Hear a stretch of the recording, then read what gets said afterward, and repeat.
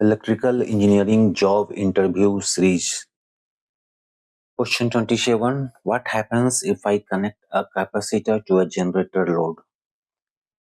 तो अगर किसी जनरेटर के अक्रॉस कैपेसिटर लगाएंगे तो क्या होगा? अगर जनरेटर जो लोड को सप्लाई कर रहा है, most of the loads are suppose inductive load, तो क्या होगा? पावर फैक्टर इंप्रूव करेगा और रिएक्टिव पावर डिमांड जो केवीआर है, जो जनरेटर से ड्रॉ करता था पहले, वो कम हो जाएगा। तो इस प्रकार जनरेटर का करंट रिड्यूस कर जाएगा। क्यों कमेगा? क्योंकि वो रिएक्टिव पावर केवीआर कैपेसिटर देगा। वोल्टेज रेगुलेशन इंप्रूव कर जाएगा, जनरेटर का कैपेसिटी थोड़ा बढ़ जाएगा और copper losses in cables and generator will reduce. तो पहला केस हुआ कि अगर जनरेटर के क्रॉस हम कैपेसिटर लगाएंगे और इंडक्टिव लोड है तो इतना फायदा होगा, अल्टीमेटली जनरेटर का कैपेसिटी बढ़ेगा। एक एग्जांपल से समझाया गया है कि अगर किसी जनरेटर के अक्रॉस 100 किलोवाट का लोड लगाते हैं, मोटर लगाते हैं, तो मिनिमम जनरेटर का कैपेसिटी 125 केवीए चाहिए अगर उसका पावर फैक्टर 0.8 इंडक्शन मोटर है तो। लेकिन अगर हम any how by the installation of capacitor bank we improve the power factor 0.8 to 0.95, then in that case the required kVA of generator will be 105 kVA। तो इस तरह से देखते हैं कि same motor load, inductive motor load का capacity, generator का capacity कैसे रिक्वायर्ड कम हो जाता है या जनरेटर का कैपेसिटी कैसे बढ़ जाता है। अगर सेकेंड केस लेते हैं कि कैपेसिटर, अगर कैपेसिटी हम प्रॉपर डिजाइन नहीं किए और बहुत हाई है, ओवर कंपनसेट कर दे रहा है, तो उस केस में लॉस है क्योंकि पावर फैक्टर लीडिंग हो जाएगा, टर्मिनल वोल्टेज लोड के क्रॉस बढ़ जाएगा, एवीआर काम करना बंद कर देगा। तो इस तरह से अगर हम अधिक वैल्यू का कैपेसिटर लगा देंगे किसी जनरेटर के क्रॉस तो ये लॉसेज होंगे। थर्ड केस लेते हैं कि अगर जनरेटर लोडेड ना हो, लोड से कनेक्ट ना हो, तो क्या होगा? वोल्टेज भी बढ़ जाएगा, हार्मोनिक रेजोनेंस होगा और जनरेटर एक्साइटेशंस अनस्टेबल हो जाएगा। तो इस तरह से हम देखें कि अगर किसी जनरेटर के एक क्रॉस अगर हम कैपेसिटर लगाते हैं तो इंडक्टिव लोड और प्रॉपर साइज का लगाते हैं तो आपको पावर फैक्टर इंप्रूव करेगा, जनरेटर का कैपेसिटी बढ़ जाएगा। अगर हम अंडर लोडेड लगाएंगे तो टर्मिनल वोल्टेज बढ़ जाएगा, पावर फैक्टर लीडिंग हो जाएगा, लॉसेस बढ़ जाएगा। तो इस तरह से प्रॉपर साइज का कैपेसिटर बैंक किसी जनरेटर के क्रॉस लगाना ही फायदेमंद होता है। नेक्स्ट क्वेश्चन 28 लेते हैं। Explain the working principle of a circuit breaker. Circuit breaker का वर्किंग प्रिंसिपल क्या है? तो सर्किट ब्रेकर का वर्किंग प्रिंसिपल है, यह मेक एंड ब्रेक करता है, break in the case of normal condition और also in the case of abnormal conditions, और करंट को कैरी करता है। अगर लोड मेक हो गया और हम किसी फीडर्स में पावर सप्लाई दे रहे हैं तो इसको कैरी करता है इन नॉर्मल हेल्दी कंडीशंस। तो सर्किट ब्रेकर का जो एक स्विचिंग डिवाइस है जो कि मेक, कैरी एंड ब्रेक करता है और फॉल्ट कंडीशन में फॉल्ट करंट को इंटरप्ट करता है। नॉर्मल कंडीशन हुआ कि ब्रेकर क्लोज है, करंट फिक्स कांटेक्ट से मूविंग कांटेक्ट में फ्लो हो रहा है और लोड एंड में जा रहा है। अगर कोई फॉल्ट हुआ, short circuit, earth fault, overload down the circuit, तो क्या होता है? करंट अचानक बहुत बढ़ जाएगा जो कि रेटेड करंट का बहुत हाई होगा।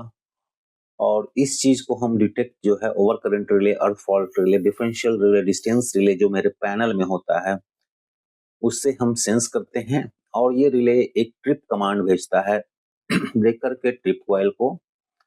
ब्रेकर का ट्रिप कॉइल एनर्जाइज होता है और मैकेनिकल एनर्जी के द्वारा, स्प्रिंग हो चाहे हाइड्रोलिक हो, उसके द्वारा मूविंग कंटैक्ट और फिक्स कंटैक्ट का सेपरेशन होता है। लेकिन जैसा कि हम जानते हैं, जैसे ही करंट ब्रेकर का कांटेक्ट सेपरेट होने की कोशिश करेगा, सेपरेट होगा, तो उस वहां पे आर्क का फॉर्मेशन होगा और जो एयर गैप पूरा आयोनाइज हो जाएगा, उसके थ्रू करंट पास करेगा। इसलिए इस आर्क का एक्सटिंक्शंस बहुत जरूरी है। और इस आर्क का एक्सटिंक्शन एक्सटिंक्शन जिस मीडियम में किया जाता है, उसी ब्रेकर को क्लासिफाई करता है डिफरेंट डिफरेंट ब्रेकर्स। अगर आर्क क्वेंचिंग मीडियम एयर हो तो एयर सर्किट ब्रेकर, अगर ऑयल में हो तो oil circuit breaker, SF6 breaker. Vacuum में अगर वैक्यूम इंटरप्टर बोतल के अंदर हम आर्क का एक्सटिंक्शन करते हैं तो वो वैक्यूम सर्किट ब्रेकर होता है। और आर्क सेपरेशन के बाद कंटैक्ट का इंसुलेशन स्ट्रेंथ रिकवर करता है, करंट कंप्लीटली बंद हो जाता है और फॉल्टी सेक्शंस में पावर अब कट जाता है, पावर आइसोलेशन हो जाता है।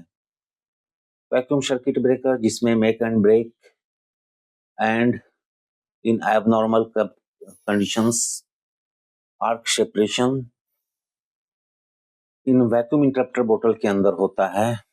और जैसे ही एयर गैप में हम इन एबनॉर्मल कंडीशंस, फॉल्टी कंडीशंस हम ब्रेक करते हैं तो metal vapour arc formation momentarily होता है और ये इसके थ्रू ही करंट कुछ बहुत कम समय तक कंटिन्यू करता है। और जैसे ही नेक्स्ट करंट जीरो आता है, आर्क का एक्सटिंक्शन होता है और ये मेटल वेपर वापस कंडेंस कर जाता है और फिर से मूविंग कंटैक्ट और फिक्स कंटैक्ट के बीच में रीस्टोर्ड इलेक्ट्रिक स्ट्रेंथ हो जाता है। तो ये बहुत ही शार्प, कोई ऑयल कोई गैस नहीं चाहिए, मेंटेनेंस नहीं है। और आर्क एक्सटेंशन 5 बहुत ही फास्ट होता है। ये अप टू 33 केवी हम यूज करते हैं, 6.6 केवी, 11 केवी, 33 केवी। नेक्स्ट टाइप ऑफ ब्रेकर इसमें SF6 make and break SF6 के थ्रू होता है। और जैसे ही आर्क फॉर्मेशन होता है, इसमें हम SF6 गैस को अक्रॉस द आर्क जो है, जहां पे आर्क फॉर्मेशन होता है वहां पे ब्लास्ट करते हैं। और SF6 गैस क्या है, फ्री इलेक्ट्रॉन्स जो आयोनाइज्ड पाथ है एयर गैप का, उसका फ्री इलेक्ट्रॉन्स को एब्जॉर्ब करता है और आर्क का एक्सटिंक्शन होता है। और इसकी डाइलेक्ट्रिक कैपेसिटी है, ये हाई वोल्टेज में यूज होता है।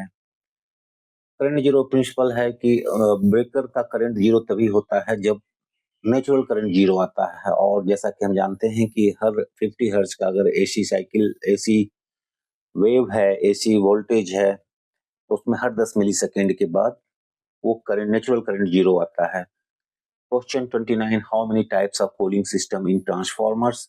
अगर ड्राई ट्रांसफार्मर्स है, उसके अंदर कोई ऑयल नहीं है, तो छोटे ट्रांसफार्मर में एयर नेचुरल होता है, नेचुरल हवा के द्वारा कूलिंग होता है। अगर बड़ा ट्रांसफार्मर है तो हम फोर्स्ड एयर जो है, ब्लोअर्स लगा करके फोर्स्ड एयर को सर्कुलेट करा के हम कूलिंग करते हैं। अगर सेकेंड वैरायटी हुआ, अगर ट्रांसफार्मर के अंदर ये इंसुलेटिंग और कूलिंग मीडियम ऑयल है, तो तो 4 तरह के ट्रांसफार्मर कूलिंग के हिसाब से क्लासिफाई किए जाते हैं। फर्स्ट है ऑयल नेचुरल, एयर नेचुरल। इसमें कि ऑयल नेचुरली रेडिएटर्स के थ्रू सर्कुलेट होता है और हीट जो डिसिपेशन है सराउंडिंग एयर्स, रेडिएटर्स के थ्रू सराउंडिंग एयर्स में डिसिपेट होता है। छोटे और मध्यम साइज के ट्रांसफार्मर में ये यूज करते हैं। सेकेंड वैरायटी हुआ ऑयल नेचुरल एयर फोर्स्ड। इसमें ऑयल का सर्कुलेशन नेचुरल होता है, लेकिन रेडिएटर के थ्रू जो एयर में कूलिंग होता है उसमें उसमें हम फोर्स करते हैं, उसमें फैन लगाते हैं, एग्जॉस्ट लगाते हैं, ताकि ट्रांसफार्मर के रेडिएटर से ही एयर में, इन्वायरमेंट में कूलिंग फास्ट हो। थर्ड वैरायटी है ऑयल फोर्स्ड एयर फोर्स्ड, जिसमें कि हम पंप लगाते हैं, पंप के थ्रू ऑयल को सर्कुलेट कराते हैं रेडिएटर्स में, ताकि ज्यादा से ज्यादा हीट डिसिपेट हो। टेम्परेचर ट्रांसफार्मर का ऑयल का टेम्परेचर फास्ट हो, कम, जल्दी से कम हो। और जो रेडिएटर से एयर में जो हीट रेडिएशन है, डिसिपेशन है, उसको फास्ट करने के लिए हम फैन लगाते हैं। ये लार्ज ट्रांसफार्मर यूज होता है। Oil forced, water forced, oil को हम सर्कुलेट कराते हैं पंप लगा करके रेडिएटर के अंदर, ताकि फास्ट कूलिंग हो। और ट्रांसफार्मर के रेडिएटर्स का हीट को ट्रांसफर करने के लिए हम वाटर का यूज करते हैं और हीट एक्सचेंजर के थ्रू ट्रांसफार्मर का गर्म तेल को हम पानी में लेकर के उससे फास्ट कूलिंग करते हैं। ये लार्ज सबस्टेशंस, लार्ज ट्रांसफार्मर्स में यूज होता है।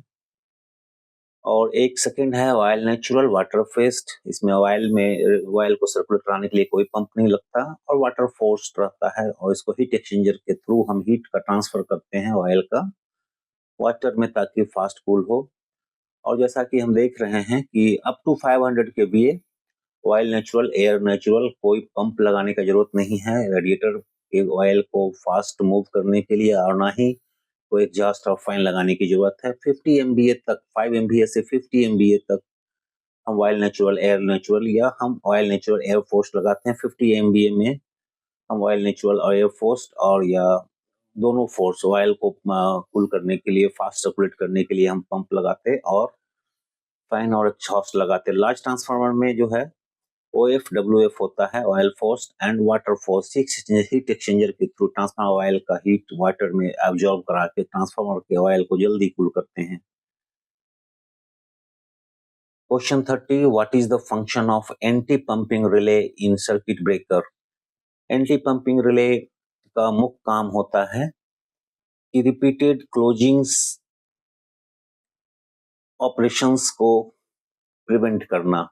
अगर ब्रेकर के का क्लोजिंग कमांड हमेशा अगर अप्लाइड है तो ब्रेकर ट्रिप करेगा, क्योंकि क्लोजिंग कमांड अवेलेबल है। और एंटी पंपिंग रिले अगर नहीं लगा है तो फिर अगर किसी वजह से ट्रिप हुआ तो वापस क्लोज हो जाएगा, फिर ट्रिप हो जाएगा, तो ये क्लोज ट्रिप चलता रहेगा। एक पंप की तरफ फ्लो क्लोज ट्रिप का होगा और इसको प्रिवेंट करने के लिए हम एंटी पंपिंग रिले लगाते हैं। एंटी पंपिंग रिले में हम जब क्लोजिंग कमांड देते हैं तो ब्रेकर का क्लोजिंग कॉइल एनर्जाइज होता है और इसका सीलिंग हम किसी ब्रेकर के ही ऑक्सिलरी कांटेक्ट से करते हैं, ताकि अगर किसी भी वजह से अगर क्लोजिंग कमांड परसिस्ट करता है तब भी ये ब्रेकर फॉल्ट होने के बाद अपने आप क्लोज ना हो और ये क्लोज ट्रिप का फ्लो ना चले, ये पंपिंग ना हो। इसीलिए हम एंटी पंपिंग रिले के थ्रू इंश्योर करते हैं कि ये ट्रिप होने के बाद ऑटो क्लोज ना हो। और तो इस तरह से अगर हम एंटी पंपिंग रिले लगाते हैं तो रिपीटेड ब्रेकर का ऑपरेशन बंद होगा, क्लोजिंग कॉइल का ओवरहीटिंग बंद होगा, क्योंकि बार बार क्लोज ट्रिप होगा तो कॉइल जल सकता है, कंटेक्ट खराब हो सकता है। और जो क्लोजिंग मैकेनिज्म है, ट्रिपिंग मैकेनिज्म है, उसका मैकेनिज्म पे इम्पैक्ट कर सकता है, उसका वियर एंड टियर बढ़ेगा। एंटी पंपिंग लगाने से सेफ्टी एंड रिलायबिलिटी बढ़ती है। Thank you.